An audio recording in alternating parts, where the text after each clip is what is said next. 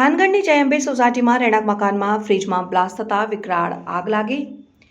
મકાન બળીને ખાખ, સદનસીબે કોઈ જાનહાનિ નથી. થાનગઢની જયંબે સોસાયટીમાં આવેલા એક રહેણાંક મકાનમાં એકાએક ફ્રીજમાં બ્લાસ્ટ થયું હતું. આ બ્લાસ્ટ એટલો તીવ્ર હતો કે તરત જ ઘરમાં વિકરાળ આગ ફેલાઈ ગઈ હતી. જોતજોતામાં આગે આખા મકાનને પોતાની ચપેટમાં લઈ લીધું હતું, જેના કારણે સમગ્ર વિસ્તાર કાળા ડિબાંગ ધુમાડાઓથી ઘેરાઈ ગયો હતો.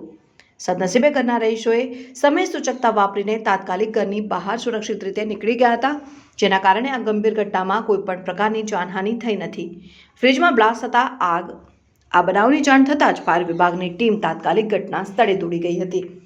ફાયર ફાઇટરોએ આગની વિકરાળતા જોતા આશરે 1 કલાકની ભારે જહેમત બાદ આગ ઉપર કાબૂ મેળવ્યો હતો અને તેને વધુ ફેલાતી અટકાવી હતી. ફાયર વિભાગ દ્વારા કરવામાં આવેલી પ્રાથમિક તપાસમાં ફ્રીજમાં બ્લાસ્ટ થયો તે પહેલા શોર્ટ સર્કિટને કારણે આગ લાગી હોવાનું પ્રાથમિક તારણ સામે આવ્યું છે. જોકે પોલીસે અને ફાયર વિભાગે વધુ તપાસ હાથ ધરી છે.